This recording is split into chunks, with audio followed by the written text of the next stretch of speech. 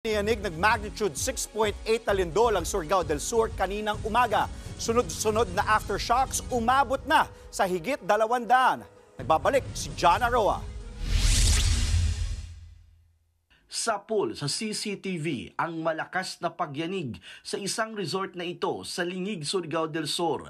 Nangyari yan kaninang pasado alas 6 ng umaga. Lindo.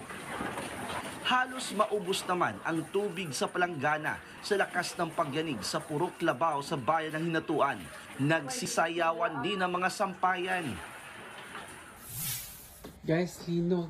Naramdaman din ng lindol hanggang sa Butuan City, Agusan del Norte. Nataranta ang ilang residente sa lakas ng pagyanig. Ayon sa FIVOX, magnitude 6.8 ang lindol na tumama sa dagat na sakop ng bayan ng Lingig.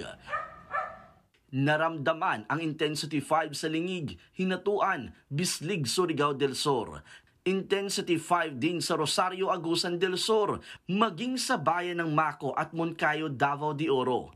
Naramdaman naman ang intensity 4 sa Nabunturan, Davao de Oro at Davao City. Intensity 3 naman sa Don Marcelino, Davao Occidental, Inabanga, Bohol at Baybay, Leyte.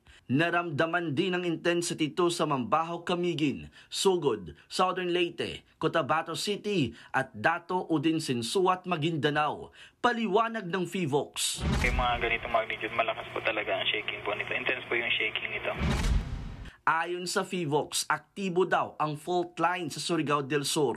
Kung maalala natin, meron tayong mga earth nangyari yung 7.4 earthquake noong December. So, marami po tayong mga natatalang mga earthquake.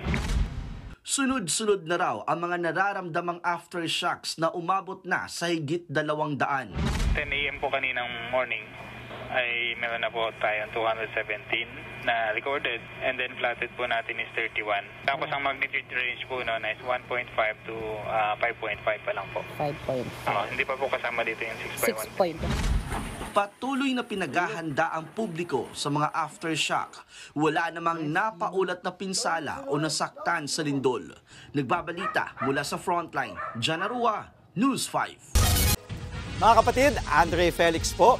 Iba na ang may alam at may pakialam sa panahon ngayon. Para sa tuloy-tuloy na balitaan sa Frontline kahit weekend, mag-follow at subscribe sa social media pages ng News 5.